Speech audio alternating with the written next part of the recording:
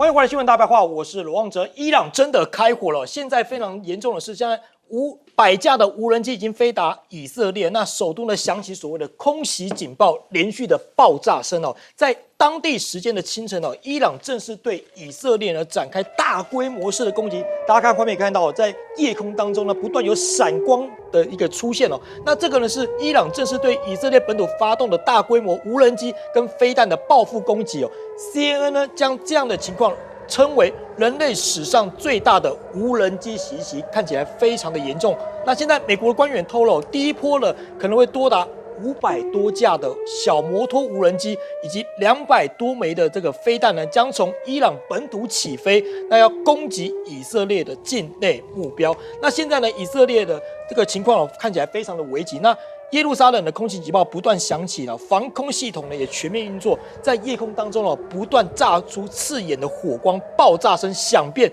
整个区域。这是目前在以色列的情况。那以色列的前军事的情报局的局长就说了，每架伊朗的无人机都配备20公斤的炸药，真的是非常的可怕。现在呢，包括了这个爆炸图的地点呢，也一一浮现出来了。那现在呢，伊斯兰革命的这个护卫队呢，将这样子的针对以色列的攻击行动呢，命名为真实承诺。那伊朗首次呢，直接从本土攻击以色列，现在包括了内盖夫的空军基地呢，也被打中了。现在伊朗官方通讯社就声称，以色列在南部的内盖夫最重要的这些空军呢，基地周六整晚被伊朗的导弹击中之后呢，遭到了严重破坏。发射的导弹具有一半都击中目标。我们就看到，目前呢，在当地的这个空袭警报图呢是非常的密集，而且非常的大量。这样看得出来，包括了要为攻击以色列来做准备吗？亲伊朗的民兵已经开始在演练所谓的城市战哦，包括了建筑物以加萨为主要的居址。我们通过画面也看到，这个是由真主党所资助的，来训练伊拉克民兵团体哦。它主要在近日发布这段影片，来模拟所谓的作战场景相似而饱受以军轰炸的加萨地区，被解读是针对的意味非常浓厚。现在呢，包括了美国要不要出手，大家也很关注嘛。那美军呢，现在截获了伊朗无人机哦，真主党加入报复，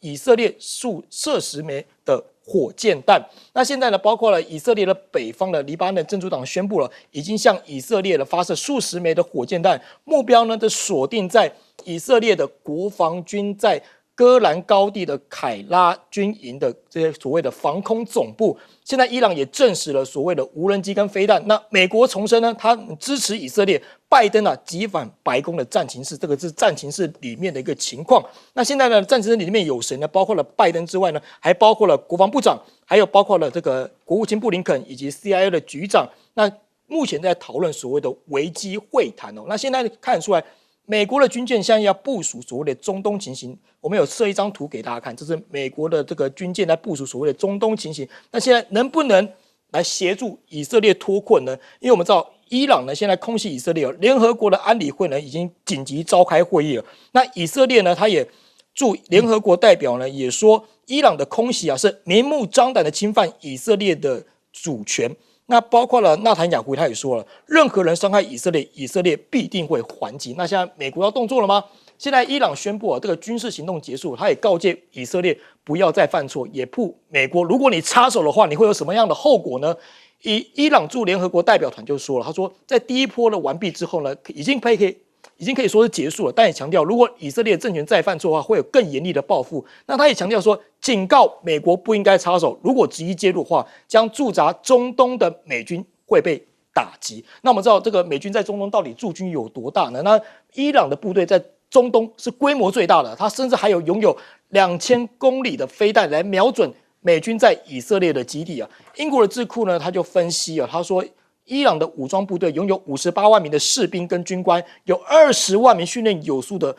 预备役人员，是中东地区规模最大的武装部队。那像美国是不是也不会敢动了？包括了伊朗现在还可以拥有摧毁中东美军基地以及以色列弹道飞弹的极超音速飞弹，还包括了像尼什的中长程弹道飞弹等等，现在至少可以射程达到2000公里而且提供了将近700公斤的有效载荷。那拜登他怎么说呢？拜登说，今晚以色列赢了，那重申美国会支持以国，但不会一起对付伊朗。这个话让大家看的也是觉得有点奇怪。怎么说啊？他说，美国官员透露，拜登告诉纳坦雅胡说，因为伊朗的绝大部分的攻击都不成功，所以呢，对以色列来说是场胜利。那美国不会参战伊朗的侵略行动。那日本的东京读卖新闻就报道说，现在呢，俄国也加大力道来攻击这个乌克兰的力道了，说什么出于这个人道的主义考量啊，那俄国是说我们没有在冬季发动攻击，那夏季可能就不一样了。现在包括俄罗斯的2架米格战机也起飞，可携带匕首导弹。那乌克兰全境内响起了防空警报，包括现在连外籍佣兵都敢杀。乌克兰的这个总司令呢也发布新的命令，这个只要呢抗命的话就变成逃兵的一个情形了。现在乌克兰反攻失败之后呢，有越来越多的乌军已经拒绝执行战斗任务。他们说其他人冒着这个危险的，甚至也要撤退，来挡住他们身后，包括督军队背后的一些开枪的被杀的风险，也要来做抗命的情况。话回来，先请教一下介大使，怎么看昨天伊朗像真的开火？那美军现在看起来好像也没有要动作的感觉。对，其实这个就象征的，就是说已经显示这个以巴的战争在加沙走廊呢，已经正式的外溢升高。这个接下来就看以色列怎么回应，是因为这个是当时很多人预估比较不太会发生的，就直接攻击以色列本土啊。对，本来因为以色列攻击的是伊朗的境外的这个使领馆，他并没有直接攻击伊朗领土，所以伊朗这次是直接攻击以色列的领土，所以这个基本上它是升高了。那我觉得这个后果的话，伊朗一定都已经盘算好了。那一定有所准备。那如果以色列做比较大规模的反击的话，那也会遭到伊朗进一步的这个反击啦。是对伊朗除了他自己本身的军力非常强大之外，他手边的这些所谓的代理人也非常的多。以黎巴嫩真主党就是胡塞组织，也门的胡塞组织也是。那甚至伊拉克里面也有一些什叶派所以这个就是说。这个问题就变以色列他也要考量一下，就是说如果要升级的话，他可能他会也不是四面楚歌啦，他的敌人就会都冒出来。那现在大家比较还不能够厘清的就是说，到底这次攻击200多这个枚这个飞弹加这个无人机到底造成的伤亡有多大？初步的话，以色列认为以色列爆出来说都被它的这个所谓的防空系统铁穹系统还有它的这个整个的那个防御系统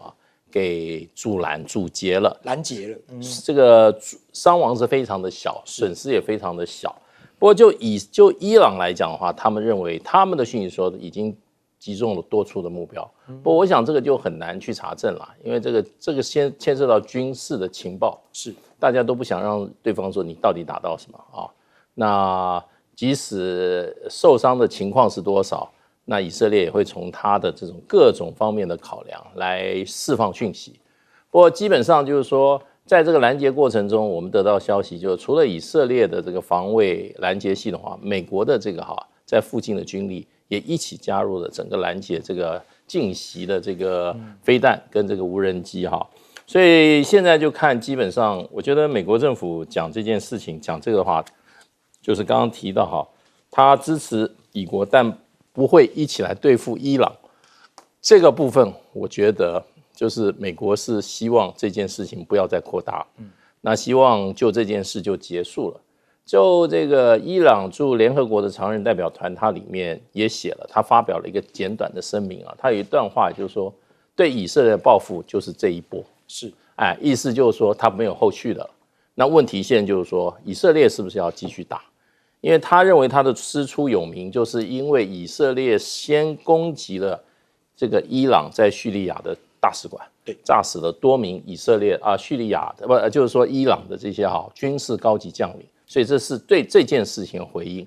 然而他也说了，他的官方声明说，这一次回应就到此为止，那下面就要看以色列了。那美国的意思也就是说，希望这件事不要再升高了。所以是不是以色列再怎么回应的话，现在那条讲过说他有伤亡的话，对不对？有任何伤害，他必定回应，那就要看他怎么回应。是，舰长你怎么看呢？这一次的攻击啊，其实缘起是因为要报复以色列攻击了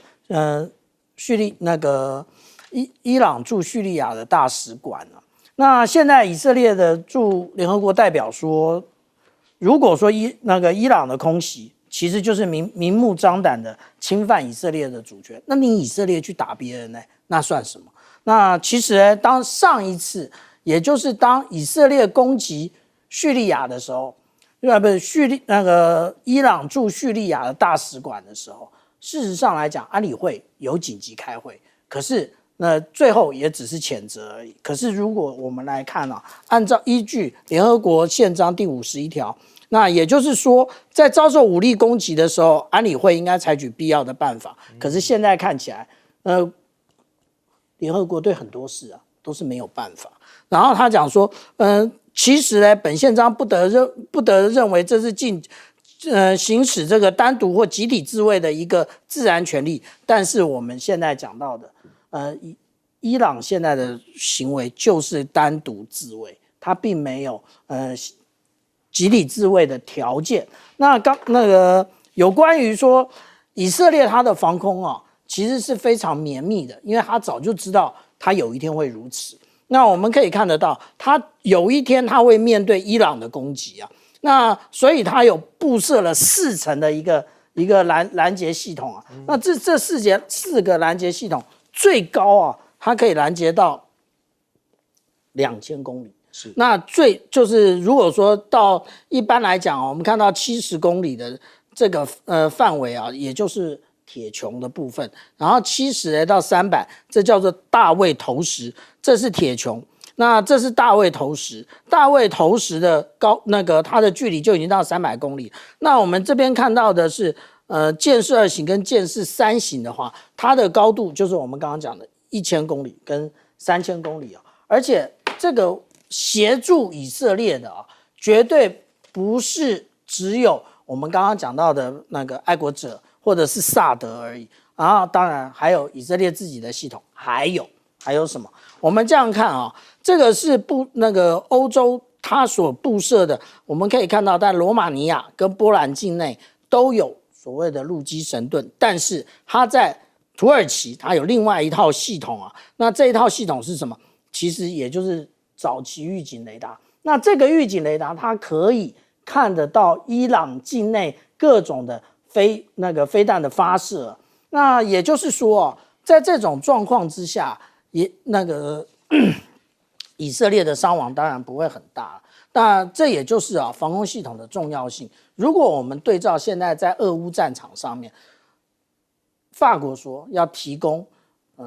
乌克兰 Aster-30的这种防空飞弹，这就是 Aster-30啊。那它有一个侧向推进系统，所以它的飞弹飞行啊可以到达50个 G 的转向。那它的射程呢可以到达60公里以上。这个是给我们台湾一种提醒，我们真的只有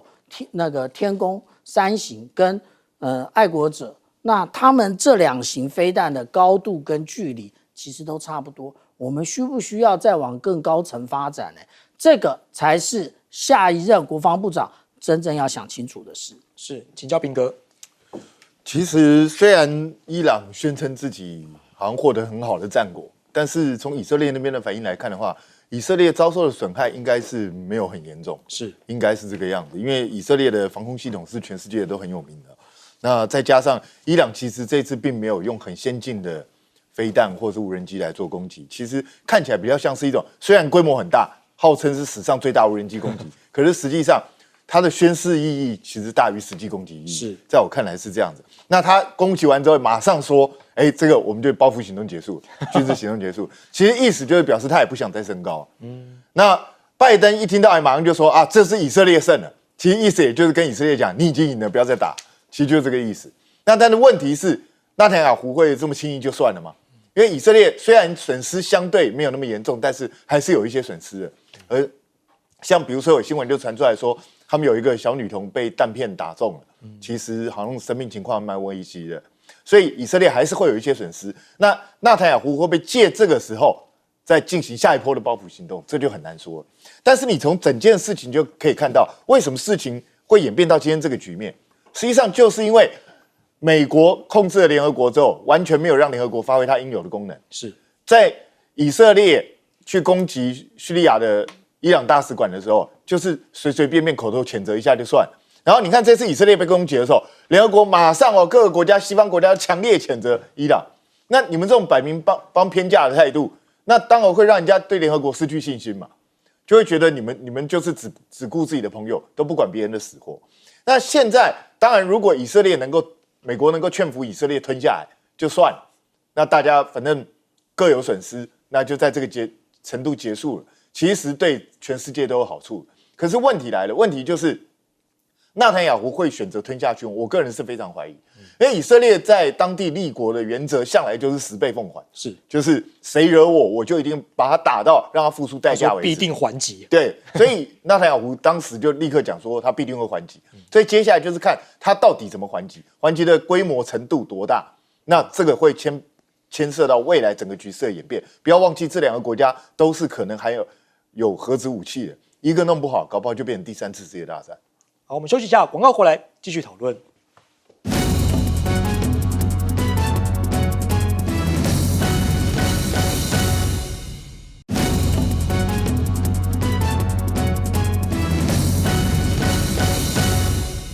欢迎回来，新闻大白话，我是罗旺哲。来看到德国总理肖兹他是抵达了中国大陆的重庆市，展开3天的一个访问行程包括随行的还像是环境、农业以及交通的3个部长，以及多名的企业家呢。这是肖兹在2度访中当中呢，也是去年德国发布首份的中国战略报告之后的首次访中行程。那肖兹访中的时候呢，你可以看到从飞机一走出来就有红地毯，等于是高规格地毯，而且这地毯不是说下飞机没有这个。红地毯还是延伸到这个机场的情况，所以看得出来，中方对肖兹的规格接待是非常高的，而且是高规格的接待。那在重庆肖兹会他参观了一些德国公司的营运情况这个是德国的一个亲戚公司那明日呢将到上海跟德国的一些高级的一些企业主管来做一些会谈，甚至要在大学来发表一些演说等等。那另外呢，肖兹在周2到北京的时候呢，会跟习近平还有李强来会面，就双边关系还有共同的问题来交换意见那外国媒体就分析说，在西方围绕着这个大陆的贸易战隐忧成型的时刻，肖兹的此行呢，被认为是在减少与北京贸易所产生的摩擦，而又不触犯北京，是在安全关切与激进利益的之间取得一些平衡，以及去风险的政策。而美国之音就分析说，这个肖兹的此行呢，是向中国荣低头，但无法掩盖双边的旗舰。法国的《世界日报》就说，德国在面对北京时呢，更倾向于和解而不是对抗。法兰克福汇报也说，肖兹在重复梅克尔的中国之行。那现在包括了一些分析也报道出来说，是不是现在时代变了？最新报告指出说，中国正在向产业链上游移动，多个关键领域将会超越德国。说中国跟德国的贸易趋势正在转变。那在关键的区域上呢，中国在全球的出口市场的额份已经超过了所谓的德国。稳步向价值链的上游移动。那我们看完德国之后呢，接下来看意大利的部分。意大利自从退出“一带一路”之后，现在是不是有点反悔的一个趋势在退出“一带一路”之后呢，现在首度要跟中国的高层对话来修补关系这个是中国的这个商务部的部长王文涛以及意大利的外交部长他们现在要主持所谓的一个双边的会议，将在中意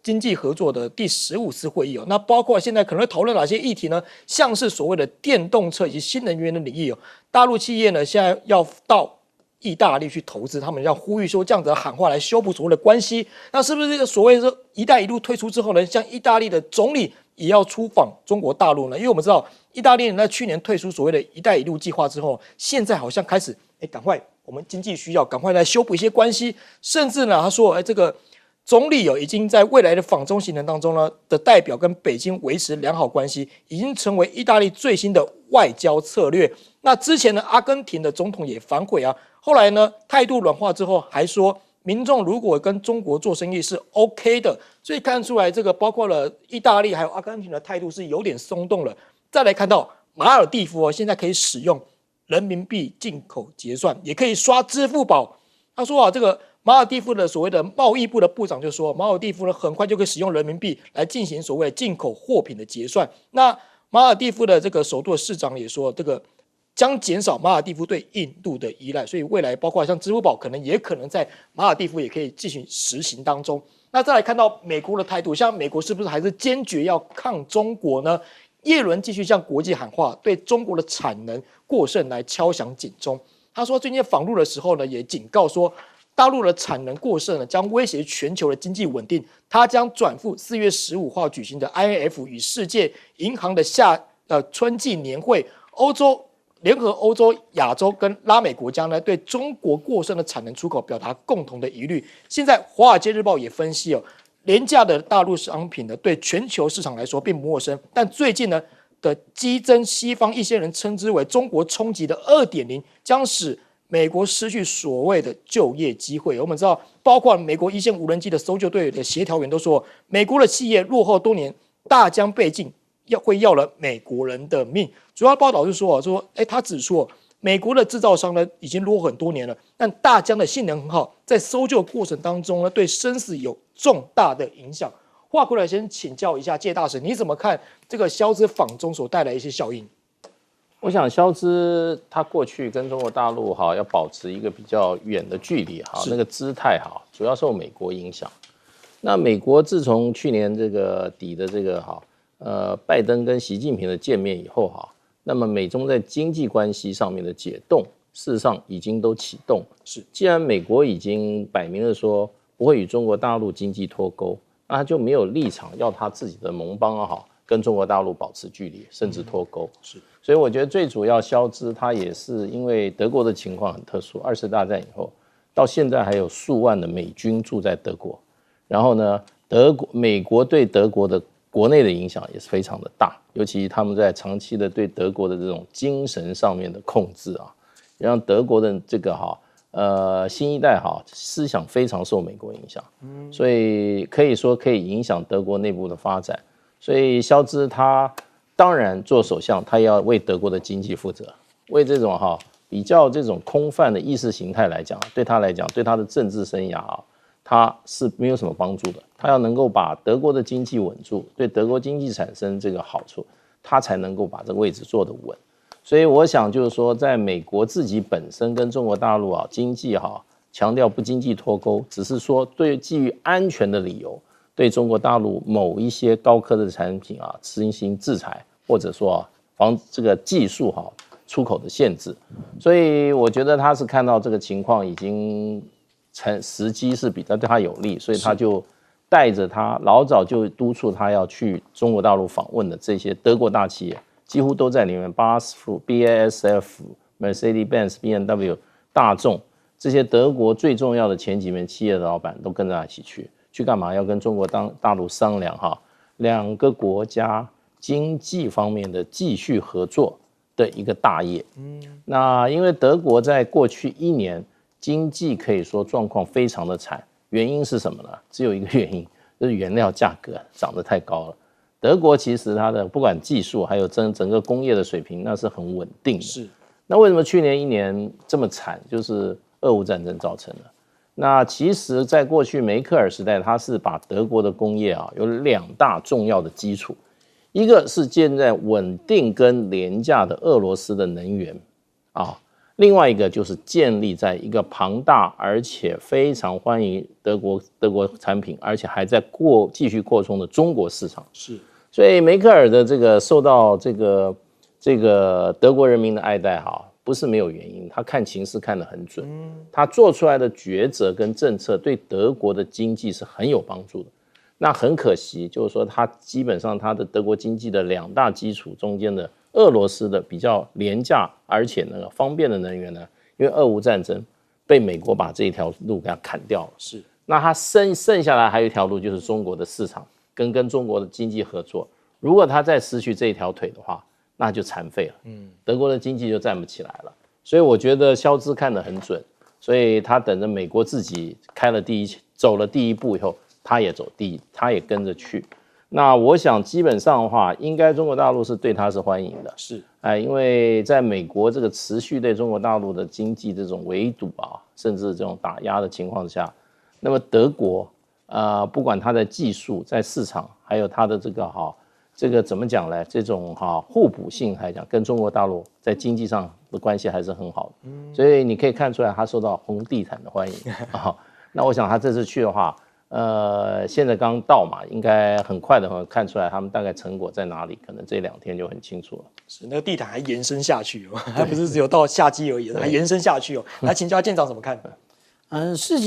实上，我们现在看到德国的这个状况啊，事实上来讲，它要走回再工业化。那它之前呢是被去工业化，不过它是被逼的，它不是自愿去工业化。它为什么去工业化呢？其实刚刚大使就有特别提到这个问题，也就是当北溪2号的这一个被炸断之后，然后也无法从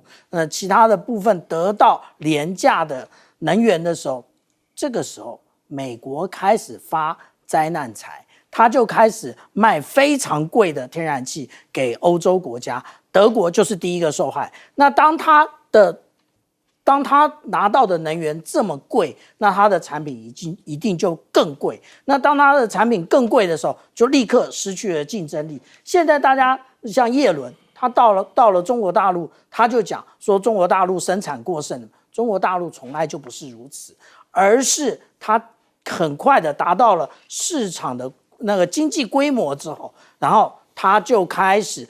以比较合理的价钱供售，这个就是一般大陆的网民讲到的白菜价。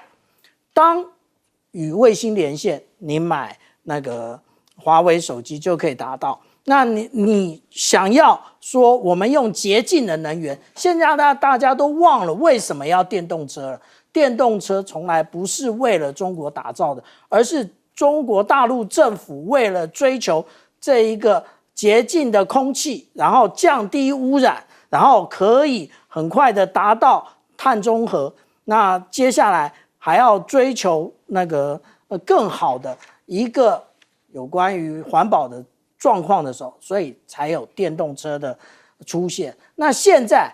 大家突然恍然大悟，当美国透过这种很昂贵的能源输出到欧洲的时候，欧洲所有的国家，包含刚刚还有另外讲到的意大利，通通都去工业化的时候，美国再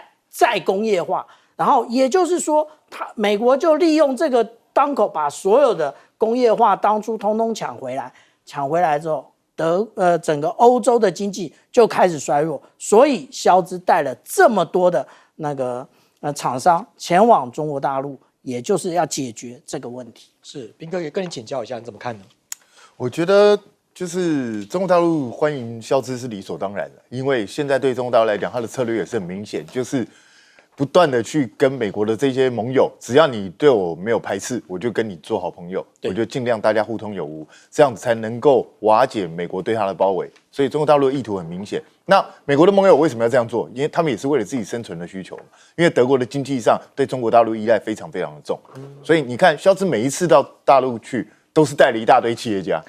就是想要来做生意，就是要来谈未来的合作计划。是，那为什么意大利这些国家也会跟着一起转变呢？梅洛尼本来是很不喜欢中国大陆的，一上来就说要把那个一带一路废掉。那为什么他也开始转向？很简单嘛，因为现在对意大利这些欧洲国家来说，世界上有哪一个国家能够大规模的在你的国家进行投资，或是进行大规模的企业合作？现在看起来最有这种动力的就是中国大陆。是，所以他们还是必须要去争取，这就是现实摆在眼前，你不得不低头。那像马尔地夫为什么要用人民币进口结算？那甚至可以在那边用支付宝，因为它是个观光为主的岛国嘛。那它很多大陆观光客去啊，所以用支付宝最方便啊，是就直接在那边用啊。所以我觉得这是很看，这是震惊国际了，伊朗真的开火了。这个开轰是在他们的凌晨的时间点，有200发飞弹飞向了以色列。我们来看看现场的画面，这是有很多民众现场拍下来的一个火光在空中爆开，当然很多是拦截系统啊。把它拦在空中，所以爆炸了。但警报大响，吓坏了很多特拉耶夫当地的民众，那甚至是躲到这个防空洞，各种的动作都有。这发生在凌晨。经过后来的盘查大概已经有185架无人机、110枚的弹道飞弹跟36枚的巡弋飞弹飞到了以色列去做攻击。伊朗宣布这个攻击呢，造成以军的基地损坏但是当然比较不幸，就是因为攻击的过程当中有个拦截下来的弹片。击伤了一位小女孩，那到底军事基地的损伤有多严重？现在还在清查嘛但这是伊朗史无前例去直接攻击以色列本土。过去好歹透过代理人或上次大使馆好歹也不在境内现在直接2个世仇直接打到对方的国土上，会不会造成所谓全面爆发的中东攻击战争呢？那 BBC 的报道，伊朗的行动正是人人都忧惧的情况，一个国家直接攻击另外一个国家。CNN 的报道评论是伊朗空袭将中东情势推向未知的水域，但同时呢，为了攻击以色列做准备，还不只是空中而已。亲伊朗的民兵演练城市战，我们看到画面可以看到，这些所谓的有没有可能地面部队也要进攻呢？这个只是一个演习画面，但这其中手持的遏制半自动的各种手枪，那这个周遭的建筑物风格跟情境都被说针对性很强，跟加萨地区都很相似，所以就会不会不止空袭而已，还有可能有地面部队由其他的代理人或其他的盟友来进行呢？但是有一个讯息可以特别观察，因为伊朗宣布军事行动结束，告诫以色列说不要再犯错，也就是说，这个伊朗的外交部说这个事情呢，把它视为结束了。这个是一个重要的讯息，就是说你们炸到我们大使馆，我已经报复完了，到此结束了吗？那他警告以色列，如果你再犯错的话，伊朗就会做出更严厉的回应。也警告美国不应该插手，如果执意介入中东地区的美军将会被打击。所以呢，当第一时间伊朗虽然警告你不要插手，拜登跟纳坦雅胡还是通了电话，也立刻看到他回到这个国安团队去开国安会议，开了2个小时那看起来当中重要的讯息是，拜登跟纳坦雅胡的对话里面是说，如果只有这些空中的无人机跟导弹的攻击的话，不要回击。只要不回击，这样子的一个攻击就结束了吗？就比较不会再有扩大的规模吗？ FBI 甚至说没有发现美国有风险。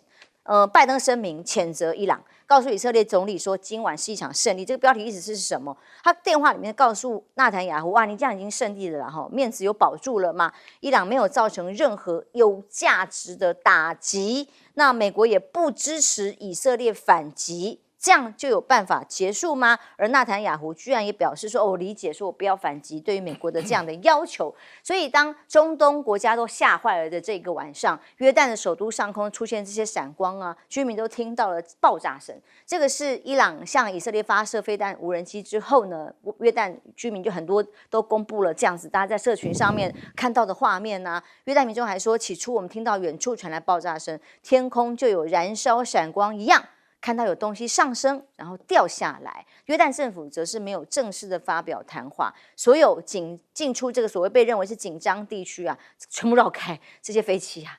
各种民用、各种航空公司，包括以色列、约旦、伊拉克、黎巴嫩这领空，通通都关闭了。谁敢往那里飞多国相继采取了措施，因应伊朗报复之后可能造成的影响，各种旅行警告，包括澳洲德汉莎航空、印度、波兰等等。通通都对这个地区加以封锁。当然，先影响的是比较是经济层面跟飞航层面但现在战事是可能真的发动之后就此结束了吗？还是担心像昨天将军所讲的，就是说他研判认为是有限的战争，但是更多面的恐怖攻击。亮哥怎么看？因为伊朗驻联合国的代表团，他说这个事情就到此。应该算是告一段落。他用的语言叫 "The matter is can be seen concluded"，他用 "concluded" 这个字了可是这个前提他后面有但书啦。可是他说，如果以色列再攻击我们，就不要反击，就没完没了了这样所以拜登就立刻跳进来说，他不支持以色列反击嘛可是拜登讲话，以色列不一定会听因为纳坦雅胡还是有他的自私的逻辑啦，他希望能够，他希望黎巴嫩真主党最好能够跟着这个哈马斯的战争，就以色列有点杀红眼啦，就干脆一次性把它解决掉啊。那当然也借此来让美国被卷进来，那这样美国就不会去搞这个要把纳坦雅胡换掉这种政权变革嘛啊。因为纳坦雅胡他目前的那个脆弱的多数联盟，事实上只多4席啦，所以美国如果真的要换人，他是做得到的啊。所以纳坦雅胡就是要让美国不得不挺他嘛，所以我觉得他真的很希望在北部另辟战场，因为目前要打这个呢加沙的南部拉法啊，那国际的谴责力道太大了。所以他现在不敢动啊，而且从这个我们知道那个从 Yunis 那个地方撤走了7000人嘛，那撤走7000人就是调到北部去了，就是准备要跟黎巴嫩真主党对干了啊。事实上，黎巴嫩真主党也有一个指挥官被杀，所以接下来坦白讲，以色列会不会对什叶派的民兵做动作，这当然没有人知道了啊。他不会针对伊朗啊，可是他就针对这2个代理人。那圣城旅他杀了2个正副指挥官嘛，那黎巴嫩真主党搞不好他还会针对某个比较知名的、官阶比较高的做暗杀行动，这没有人知道。那会不会就因为这样真的开打啊？因为你也看到黎巴嫩真主党在做模拟城市战嘛，对，坦白讲他们也很想动啊，现在的问题就在这里了。所以我觉得变数是以色列会不会听美国的说你不要再打啊，有这回事吗？你打人家一下，别人打你一下，好了，不要再还手了。我跟你讲那个《纽约时报》都已经登出这个内部的内幕了，说他们白宫感到很生气，就是 Austin 美国的国防部长说以色列去轰炸叙利亚没有跟美国打招呼，是，所以美国国防部其实很生气，说你惹这种事干什么？你在打加沙，你过来惹伊朗干什么？而且你是打人家的使馆这公然违反国际法。没错。所以伊朗我讲白了，他现在是打以色列几个城市啦，得逞的几率很低啦，因为听说大部分都被挡下来拦截系统很强大。对啦，那因为他在找凶手嘛，他实际上在伊朗境内德黑兰到处都公开贴出来说要杀5个人那5个人都是那个空军基地的指挥官所以他把那个照片都贴出来了，所以他去打空军基地是对的，因为他就是要报仇所以目前看来他不会去炸以色列的外馆因为那个是外交人员嘛，跟这次的叙利亚那个谋杀案没有关系，因为他们是用 F-35去丢炸弹，射了6枚导弹所以我觉得他们知道谁是凶手了。所以我的意思就是说，伊朗会不会用别的方式来气凶，来杀那几个空军的指挥官这是第一个变数。那第2个变数就是以色列不听拜登的话他继续去打这个黎巴嫩真主党是，那希望能够引发进一步的战争我觉得纳坦雅胡越来越是这种心态，就想说毕其功于一役了。那最麻烦的是以色列的民调，以色列犹太人的部分大概有74%的人是支持政府强硬，要打到底认为不应该跟释放人质来做交易。以色列犹太人是反对的那以色列里面也有阿拉伯人，阿拉伯赞成赶快交易所以我觉得这里面还有很多变数，还是会发生作用。非常激烈跟对立的民意将军怎么看？伊朗终于还击开火了，不过看起来目前是有限度的攻击。对，我们可以看得出来，这有几个特色。第一个，这一次又再度的印证了无人机 UAV， 这个将近60%是无人机。那换句话说，无人机在俄乌战争已经印证了，这一次在伊朗攻击以色列又要印证了，它无人机是主角，巡弋飞弹跟其他的这些导弹那是其次的，它将近60%是用无人机来攻击以色列，可以看得出来这方面的主角在未来战场的主角无人机这不可或缺。第二个，我们可以看5次中东战争都是在以色列境外作战，这一次到以色列炸到以色列家里面去了，从来没有过。以前没有，都到外面到约旦、到叙利亚、到黎巴嫩去作战，甚至打到埃及。但是这一次的话是在这个以色列，对，所以这样对以色列的平民老百姓来看也是惊弓之鸟。很简单的，就是或者是杯弓蛇影的这种紧张的心情，很久没有了，这一次突然就是展现出来了。第三个，我们可以知道，这一次将来伊朗还要不要对以色列用兵？我要看有3个指标。对一个，会不会对叙利亚，以色列会不会去轰炸叙利亚或攻击叙利亚？因为叙利亚有什叶派的伊朗的这个部队在那个地方，他会不会去攻击？会攻击的话，伊朗还是会出手哦。另外一个就是第二个是看黎巴嫩，以色列对黎巴嫩真主党的这些民兵还有他的武装部队会不会形成大规模的报复？会不会？如果会的话，伊朗也会出手。第三个我们看就是加萨走廊，加萨走廊以巴冲突还在那边进行呢，还没有结束，还没告一段落啊。那如果他再继续对加萨，尤其南加萨进行以色列对南加萨进行大规模的轰炸或报复的话，伊朗也会出手。我们可以看得出来，这个我们可以来推看，这个应该是逻辑上是成立的。另外，我们还有一个指标可以看，就是在也门的胡塞组织，胡塞组织控制了红海。那控制了红海之后，会不会有一些相应的动作？因为胡塞组织后面的这些大老板就是伊朗，很清楚的。那胡塞组织会不会有一些策应的动作？我认为胡塞组织也是个指标。这个几个指标就是看伊朗还会不会再继续动手。那最重要还是决定在以色列有没有进行报复。那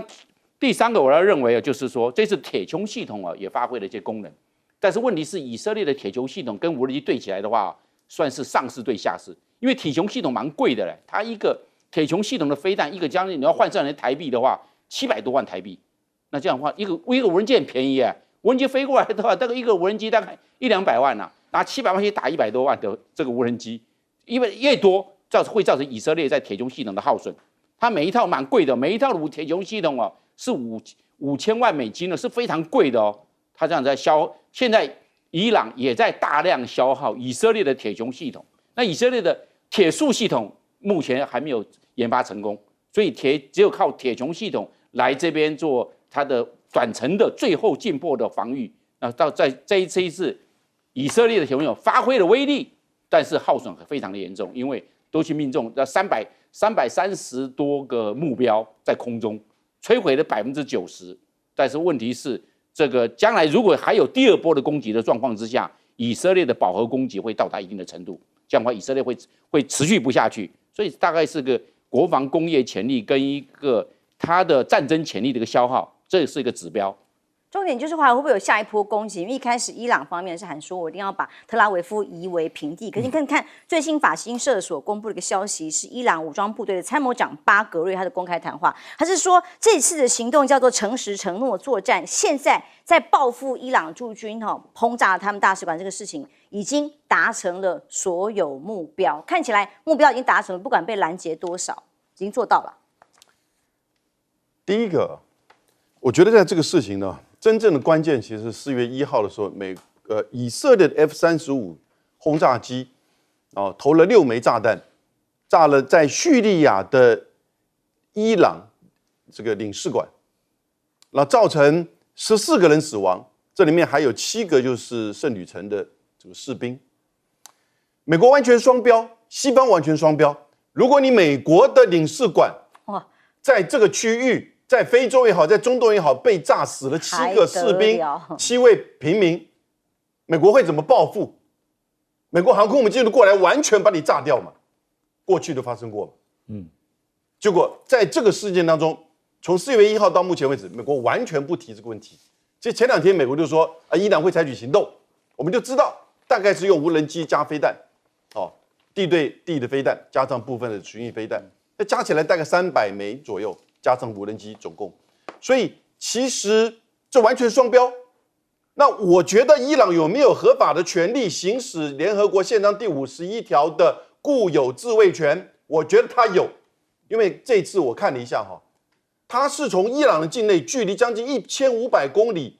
发射这些无人机，然后飞弹，它没有在伊拉克或者是叙利亚境内的它的圣城旅或者是它的这个民兵基地，所以这是伊朗针对以色列，而且它攻击的都是这些 F-35在以色列南部的军事基地。美国跟英国的战机起飞在约旦上空拦截掉一部分，然后大部分是这个以色列的铁穹的这个防卫系统，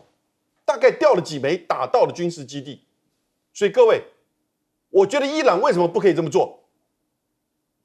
合法防卫啊！我是针对你的军事基地，我也没有在打你特拉维夫的民间，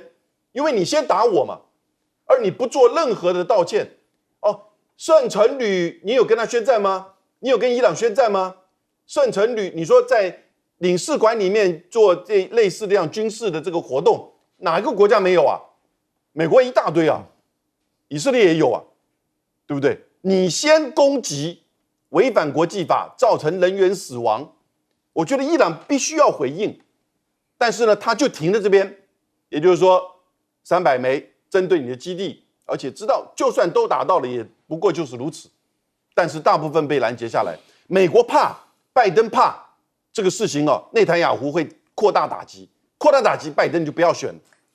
哦。但是呢，内塔尼亚胡啊，正如刚才亮哥所说的，现在完全掌控不住，以色列也掌控不住他，中东的情势啊，完全是他一个人决定。伊朗态度很清楚啊，你只要不还击，这事情就结束了哦，就算报复完了。好，那来看看那中美关系跟欧洲之间各种竞合呢？德国总理肖兹抵达重庆了，看到他下飞机的画面，有红地毯铺了来迎接他。这次正式展开的访华之旅呢，包括了有带环境、农业、交通3位内阁部长一起随行，同时更有很多的企业负责人，包括西门子啊、BMW 啊、宾士啊这些重量级的。那因为中德双方的贸易呢，总额达到2530亿欧元，所以这样高的贸易额依赖度也让这个肖兹必定要希望跟中国保持一定的关系。这次第2次的访华，外媒怎么分析此行的目的呢？被说向中国龙低头吗？访中被一些人解读为所谓低头的概念是说，德国经济在很多产品跟原料仍然高度依赖中国，所以经济景气低迷，就被迫还是中国市场这边不能断呐。那当然，中国的东部德国商会会长认为这是好消息啊，表示坚持开放市场，失去这个市场比我们通过对中国商品征收高关税的利益当然大得多，围堵嘛，绝对没有这个开放市场来的各自的利益更高哦。那所以肖兹访陆前夕的时候，德国智库的分析师认为德国工业跟贸易额仍然依赖大陆的企业比例，已经降到了不到40个百分比，所以去到大陆去的去风险已经取得了显著的成效。当然，国内有不同的意见跟看法，而美国呢，耶伦到 IMF 年会的时候，仍然强调中国产能过剩，就一讲再讲啊，就是你们中国就是产出太多了，所以影响到其他我们的市场，威胁到你们低价竞争，那想急着把货倾销出去，但是是不是真的产能过剩这一点呢？堆积在欧洲港成为停车场的中国电动车，真的是有这回事吗？那么当然，这个欧洲业界高层就说了，其实大陆电动车这个产能过剩的说法是主要造成该问题原因之一，甚至部分中国品牌车在当地停留达18个月之久，把这个停车场当成仓库一般。但其实业界知情人士是说，其实你要从另外一个角度看，港口成为进口车仓的主要原因是销售放缓、物流瓶颈，送不出去，甚至有些公司印了运输船，却排不到后续的运输。船运也是一个问题，那甚至特斯拉订走了很多的卡车，让车子运不去，才是卡住的主要原因之一吗？大陆商务部部长王文涛则是回应中国的电动车企业不是靠补贴取得竞争优势，美欧指责的产能过剩毫无依据。那么美中的贸易大战呢？美元现在还有优势吗？从俄乌战争的时候告诉大家一件事情，美元独霸的世界已经变了。那当然不是唯一的货币交换说了算的时候。2013年的出口国际市场，我们再来算一算，大陆已经连续7年贸易出口额已经都占世界第一。以数字来看，中国出口国际市场的份额是14.2个百分比。进口呢是10.6，跟2022年比起来都是处于持平的状态，7年都保持货物贸易的第1大国的地位。华盛顿邮报说要小心中国2.0版呐，冲击要来，要坐稳一点哦。说因为廉价的中国商品对全球市场来讲本来就不陌生了，但是产能过剩可能更会剥削在美国的企业啊、工人的利益啊，导致供应链过度集中啦。所以这种反中抗中，避免被中国抢了工作、抢了生意的这种氛围，也让拜登继续更多的319家中国的企业列为实体黑名单嘛。昨天我们特别讨论了说，这已经川普纪录都超越了哦。所以在这样子的一个去中化，或者是在全球供应链要切断的情况之下，全球联合去美元化会是一个趋势。这种趋势严重，当然这是最严重的分析了。会使美国政府垮台吗？当然，美元要真的完全去，有它难度，这不容易。但是这个分析里面是认为说，因为拜登错误的把美元当成武器，才会意外的引起全球去美元化不可控、回不了头的一个趋势。但如果美债开始滞销，甚至发生3成美债卖不出去的这种窘况，美元也不再是成为唯一的国际货币的时候，越来越多元，当然要取代它也还有一段时间，但对美国的冲击必然很大。我们来看看德国，亮哥怎么看？当肖兹到中国去访问，代表的意义？我觉得肖兹这个就是用市场的方法来做谈判嘛，不像美国那个就是瞎掰一个概念啊。实际上，产能过剩的定义是说，你投入过当的生产因素，然后产量远超过市场的需求嘛，供过于求很多。对啊，那我们就来看嘛，欧洲目前的电动车的比例市占率是15%。整个汽车啊，汽油车占36.3%，油电混合24.3%。那中国大陆是全纯电动车15%，而且这15%也不是都是中国在卖啊。所以欧洲的电动车的市场距离产能过剩还早嘞，所以我就不知道叶伦那是什么概念啊。坦白讲，叶伦这次提出这个概念啊，已经让他的经济学的权威荡然无存啊，人家就直接把你当作跟拜登一样的政客啊，这毫无逻辑可言嘛。所以你对比德国就是用市场谈判的逻辑来走啊，就是说我希望能够降低依赖、去风险，是，所以他也要求中国要相应开放更多市场给德国的公司嘛，那他另外事实上德国企业已经走在前面了，他就要求中国要合资啊，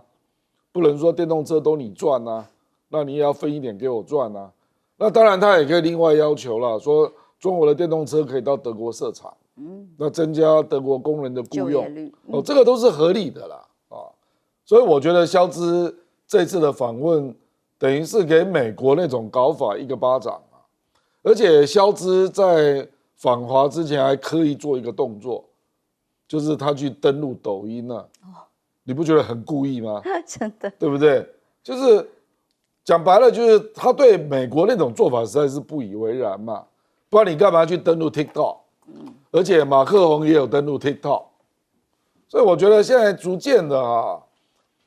我觉得中国大陆就有点就是说在拉拢欧洲啦。事实上，我们知道王毅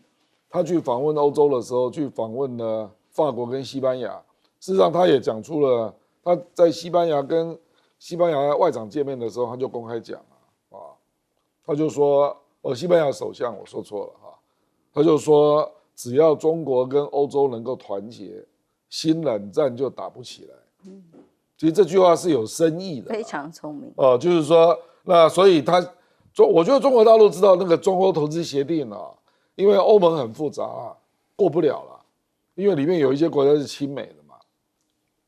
所以中国大陆现在就是一个一个击破。就是我本来在中欧投资协定承诺的一些开放啦、利多啦，那可能就针对法国、针对德国就个别开放了。我觉得他可能会这样做了，那这样就是要争取中国跟德国、中国跟法国，然后做。根据市场逻辑的一个该有的一个商务谈判嘛，然后来对比美国的不合理啊，大概是这样。我们休息一下，马上回来。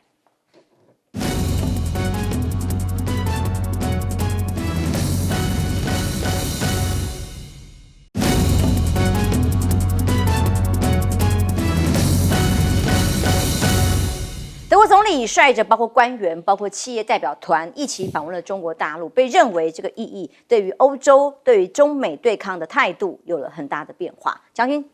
这个德国总理带了西门子、带了 BMW、宾士等到中国大陆，就希望中国大陆多买就德国一些东西，因为德国对中国大陆的产品它是入超的话，它每一年的话584亿美元的入超，那非常的多哎。欧元的话584亿欧元，今天的话1欧元是等于1.07的美元，就是590亿美元的入超。你这样的贸易赤字，那希望那带这些厂家干嘛？就希望中国大陆都下一些订单，买这些西门子好多产品呢，电子什么商务，还有一些的我们讲到的那个人工智慧，还有一些那些工作母机，都是西门子电子装备产品是非常的多元，大众运输、捷运对，非常的多的，对，用就是希望买德国的嘛，因为这样降低德国的对中国大陆的贸易赤字是这样。其实跟美国的状况是一样。那美国这次叶伦到中国大陆去也是一样，希望中国大陆多买一些美国的产品呢。但是问题是美国产品东西贵嘛，也不见得好用。那大家就对中国大陆的话，就那个美国对中国大陆，德国对中国大陆，那都是继续维持贸易赤字了。那看怎么样去平衡。那现在叶伦现在说这个中国的产能过剩威胁，产能过剩，我说它是个理由，最重要是中国大陆的人力成本低，那它自然它的产品价格就会低，产品价格就低，大家就买中国大陆的东西了，变成这样，变成中国大陆的市场多了，那就变成大家对中国大陆就变成贸易赤字，那中国大陆一直在享受贸易顺差，是这样，中国大陆一赚很多的外汇嘛，变成这个状况，所以有人讲这个，那怎么会产能过剩呢？是因为价格便宜，变成物美价廉。那一些中产阶级他买不起高档的，都买这些我们讲中端的中阶的这些产品，那刚好就是中国大陆的产品了。所以中国大陆产品有这个优势，是因为成立成本。中国大陆的现在的国民所得是13000美元，那其他的美国都已经到7万美元了。当然它的人力成本高啊，这是结构性问题，没有办法一时两刻完成。那另外一个我们讲的美债的问题，美债啊，现在我认为短时间呢说要去美元化没那么简单，因为大家还在买美元啊，英国还在买美债啊，那日本也在买美债啊，都在买美债所以美债还是一个强势货币没有人敢跳出来跟美国讲说你那么多的国债又抛售了那么多的美债，美国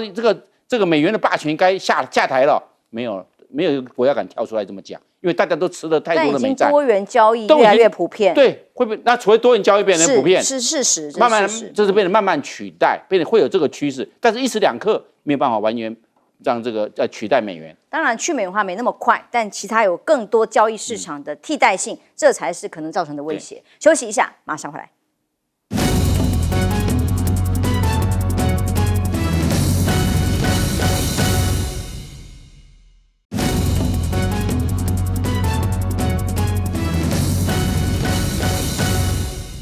一些美国的媒体把欧洲这个港口画面里面，哇，满满都中国电动车被停在这里，成堆成山，说产能过剩的时候，其实这个中方当然极力的反击。教授你怎么看呢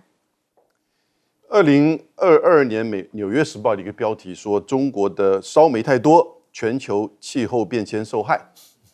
2024年他的标题就最近他说，叶伦警告中国不要释出太多清洁能源。